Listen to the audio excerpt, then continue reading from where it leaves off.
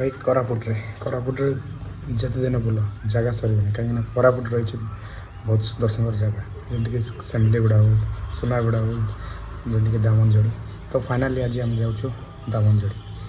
ତ ନମସ୍କାର ଭାଇ ଭଉଣୀ ସ୍ୱାଗତ କରୁଛି ମୋ ପବିତ୍ରତା ଆଜିର ନୂଆ ବ୍ଲଗ୍ରେ। ତ ଆଜିର ଭିଡ଼ିଓଟା କଣ୍ଟିନ୍ୟୁ କରିବା ଯିବା ଆଜି ଦାମନଯୋଡ଼ି। ତ କେମିତି କ'ଣ ରହିଛି ଦାମନଯୋଡ଼ିର ତ ଆପଣମାନଙ୍କୁ ଦେଖେଇବି। ତ ଫାଇନାଲି ଆମେ ସେମିଲିଗୁଡ଼ା କ୍ରସ୍ କରିକି ଏବେ ଯାଉଛୁ ଦାମନଯୋଡ଼ି।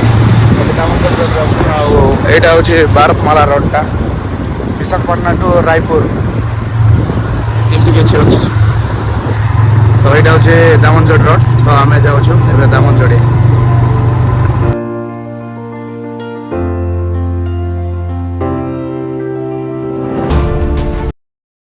ଫାଇନାଲି ଆମେ ଆସି ଦାମନଯୋଡ଼ି ଦେଖିପାରୁଥିବେ ସେଇଟା କେମିତି ମାନେ ରାସ୍ତା ସାଇଡ଼୍ କେତେ ସୁନ୍ଦର ଗ୍ରୀନ୍ ଗ୍ରୀନ୍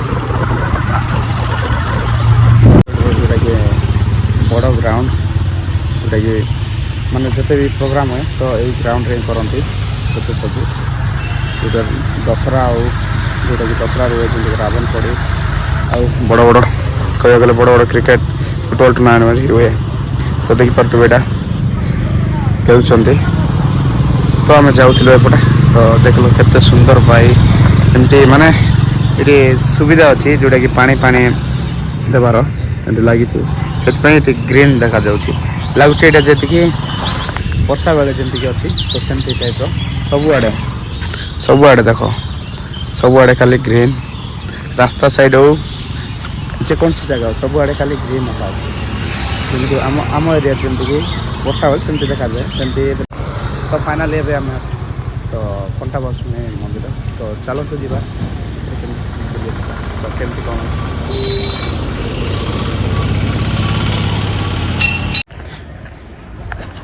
ତ ଏଇଟା ହେଉଛି କଣ୍ଟାବସୁମୀ ମନ୍ଦିର ଯେଉଁଟାକି ବାଉଁଶ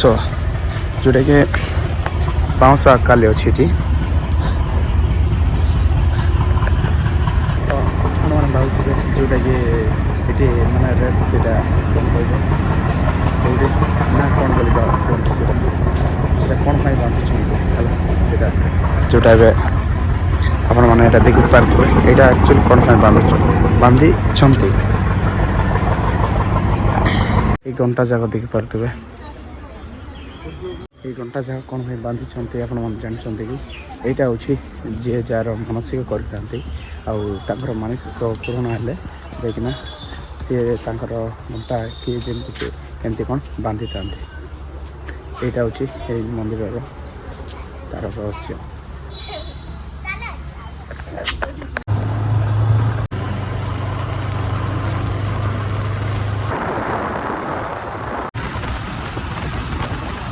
ଦେଖିପାରୁଥିବେ ଆମେ ଏବେ ଡାଇନୋସର ପାର୍କରେ ଆସି ପହଞ୍ଚି ଯାଇଛୁ। ଏଇଟା ପାର୍କର ନାଁ ତ ଜଣା ନାହିଁ ମାତ୍ର ଏଠି ଡାଇନୋସର ଅଛି ବୋଲିକି ଏଇଟା ବହୁତ ବର୍ଷର ହେଲା ପାଖାପାଖି ମୁଁ ତ ଜାଣିବା ହିସାବରେ 15-20 ବର୍ଷ ପାଖାପାଖି ହେଉଛି। ତ ଏବେ ଆଉ ଥରେ ବନେଇବେ ବୋଧେ ଏମିତି କ'ଣ କରିଛନ୍ତି। ଆଉ ଏଇଟା ହେଉଛି ଏଠିକାର ସୁଇମିଂ ପୁଲ୍ ଆଉ ଏମିତି କିଛି ଅଛି ଏଠିକାର ପାର୍କ।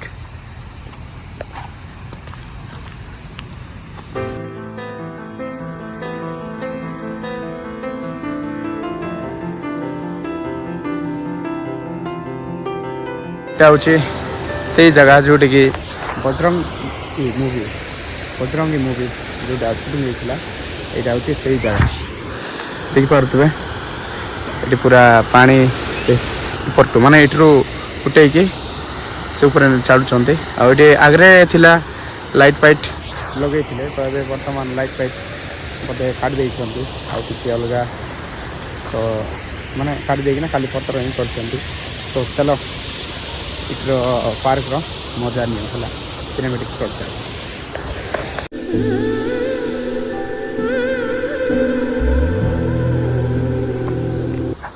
ବେଶୀରୁ ବେଶୀ ମାନେ ଏ ଜାଗାକୁ ଯଦି ଆସିଲେ ତ ରିଲ୍ସ ବନେଇବାକୁ ବେଶୀ ଭଲ ଲାଗିବ କାହିଁକିନା ଏମିତି କିଛି ଛୋଟ ଛୋଟ ଘାସ ଯାକ ଅଛି ସେଥିପାଇଁ ଏଇଟା ସଦାବେଳେ ମାନେ ଏଠି କ୍ଲିନ୍ କରୁଥିବେ।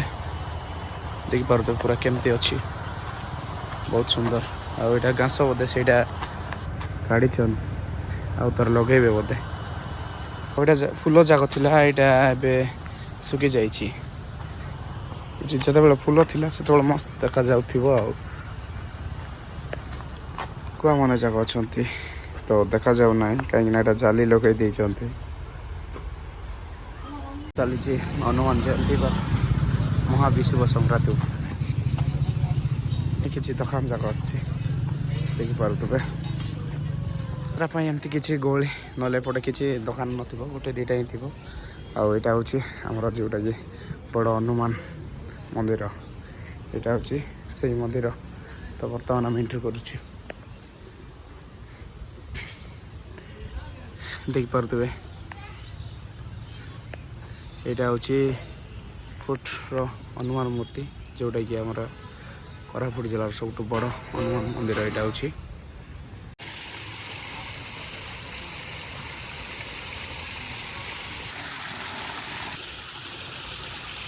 ଯଦି ଆସୁଛ ତାହେଲେ ଦାମନଯୋଡ଼ି ହନୁମାନ ମନ୍ଦିର ଦେଖିପାରୁଥିବେ। ବହୁତ ସୁନ୍ଦର, ଏବେ ଫୁଲ ଗଛ ମଧ୍ୟ ହେଇଗଲାଣି, କାହିଁକିନା ଏଇଟା ସୂର୍ଯ୍ୟମୁଖୀ ମାନେ ବହୁତ ସୁନ୍ଦର ଆଜିକାଲି ହେଇଛି। ଆଉ ଏମିତି ଦୁଇ ସାଇଡ଼୍ରେ ବି ଦେଖ, ଆଉ ଏମିତି କିଛି ଆଗରେ ତ ନଥିଲା, ଏବେ କହିବାକୁ ଗଲେ ବହୁତ ସୁନ୍ଦର। ଆଉ ଏଇ ଗଛ ସହିତ ମାନେ ସୂର୍ଯ୍ୟମୁଖୀ ଗଛ ସହିତ ବହୁତ ସୁନ୍ଦର ହେଇଗଲାଣି। ଆଉ ଦେଖିପାରୁଥିବେ ଆମ ପାଖରେ ସୁନ୍ଦର ଦେଖାଯାଉଛି ଭାଇ। ତ ଆମେ ଆସିଥିଲୁ ହନୁମାନ ମନ୍ଦିର ଦାମନଯୋଡ଼ି, ଆପଣମାନେ ତ ଜାଣିଛନ୍ତି। ତ ବହୁତ ସୁନ୍ଦର ଏବେ ବର୍ତ୍ତମାନ ବନେଇଛନ୍ତି। ଏଠିକାର କହିବାକୁ ଗଲେ ଏବେ ସୂର୍ଯ୍ୟମୁଖୀ ମାନେ ଫୁଲ ଗଛ ବି ହେଇଗଲାଣି। ତ ଆଗରେ ନଥିଲା ଏମିତି କିଛି, ଏବେ ତ ଦେଖିବାକୁ ବହୁତ ସୁନ୍ଦର। ତ ଆସନ୍ତୁ ଏଠାକୁ ବୁଲନ୍ତୁ, ବହୁତ ସୁନ୍ଦର ଜାଗା ଅଛି। ତ ଏବେ ଯିବୁ ଆମେ ଘରକୁ। ତ ଏଠିକି ଆସନ୍ତୁ, ଆଉ ଆମ ହନୁମାନ ମାନେ ମନ୍ଦିରକୁ ବି ଆସନ୍ତୁ, ବୁଲନ୍ତୁ, ଆଉ ପ୍ରଭୁଙ୍କର ଆଶୀର୍ବାଦ ମଧ୍ୟ ନିଅନ୍ତୁ। ତ ଆଜିର ଭିଡ଼ିଓ ଏଇଠି ଶେଷ। ତ ପୁଣି ଦେଖା ହେବ ଆଉ ଗୋଟେ ବ୍ଲଗ୍ରେ। ତ ରହିଲି, ନମସ୍କାର।